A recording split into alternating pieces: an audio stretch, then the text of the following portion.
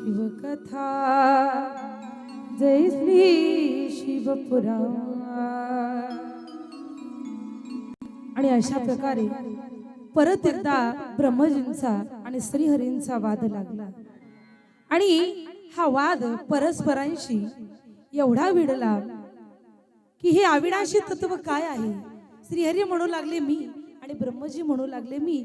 आणि त्यावेळेस तद्व 4 वेद त्या ठिकाणी येतात, ऋग्वेद, यजुर्वेद, सामवेद आणि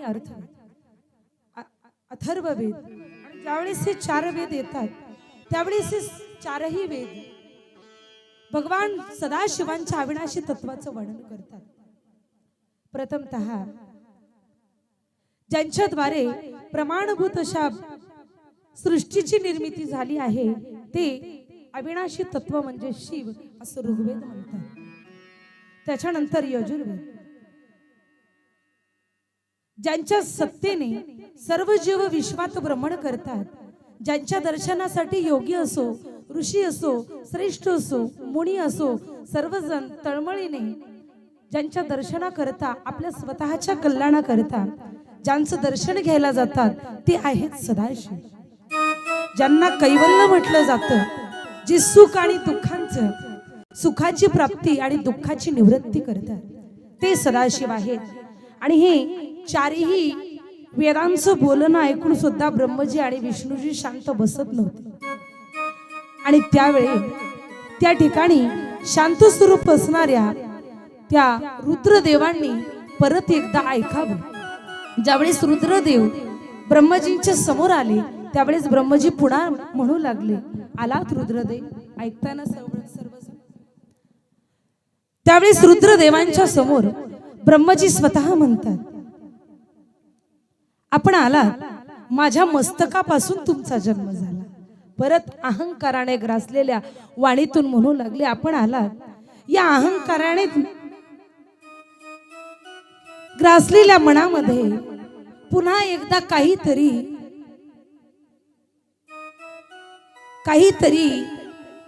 सात्विक बुद्धी नसताना ज्या बुद्धीमध्ये अहंकार भरलेला आहे ती बुद्धी काय कामाची। ब्रह्मदेवजी म्हणतात की माझ्या मस्तकातून तुमचा जन्म झाला। त्यावेळेस सदाशिवांना राग येतो आणि सदाशिवांच्या घामामधून कालभैरवाची उत्पत्ती होते आणि त्या भैरवाने कालावरती विजय मिळवलेला आहे। यदा कुणाला भूतांची बाधा झाली असेल तर त्यातून मुक्त व्हायचं असेल तर भैरवांची पूजा केली जाते।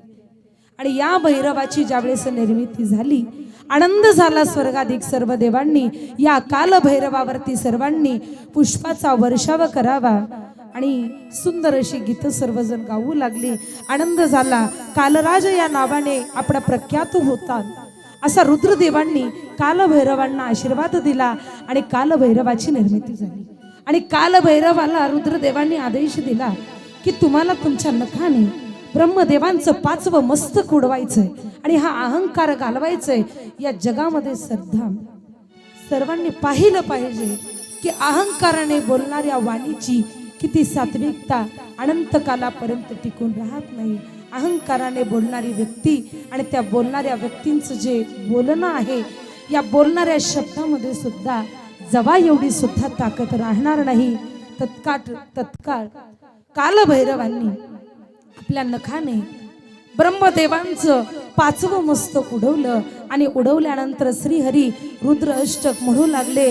आणि आता श्रीहरी भगवान शंभुनाथाला सदाशिवांना शरण गेले आणि शरण गेल्यानंतर ब्रह्मदेव सुद्धा या अहंकारातून ब्रह्मदेवांनी सुद्धा सदाशिवाला शरण जावे आणि ब्रह्मदेव स्वतः सदाशिवाला म्हणू लागतात, सदाशिव काहीतरी अहमवृत्ती माझ्या मनामध्ये असेल की नको ती मी तुम्हाला ज्यांच्यापासून सर्व विश्व निर्मिती झाली, आदिनाथ गुरु सकळ सिद्धांचा मच्छिंद्र तयाचा मुख्य शिष्य या सदाशिवांना मी म्हणून गेलेलो आहे।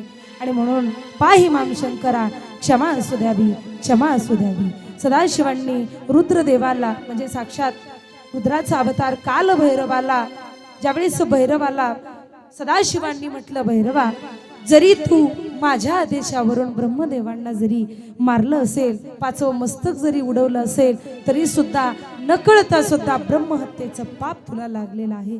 आता याकरता काय करावं लागेल हे ब्रह्मजींचं जे मस्तक आहे ते घेऊन तुला अनेक अशा तीर्थांचं दर्शन घ्यावं लागेल, शिवतीर्थांना भेट द्यावी लागेल आणि भगवान सदाशिवांच्या या म्हणण्यावरून कालभैरव निघाले आणि निघताच त्या कालभैरवांनी म्हटल्याबरोबर सदाशिवांनी आपल्यापासून कृत्या निर्माण केल्या आणि ती कृत्या त्या कालभैरवाच्या मागे लागली. सदाशिव कालभैरवाला म्हणू लागतात, कालभैरव तू ब्रह्मजींचं हे मस्तक घेऊन सर्व तीर्थांना भेट दे आणि भेट दिल्यानंतर जसा जसा तू पुढे जागेशील ही कृत्या सुद्धा तुझ्या मागे येईल. आणि ज्या ठिकाणी आणि ज्या दिवशी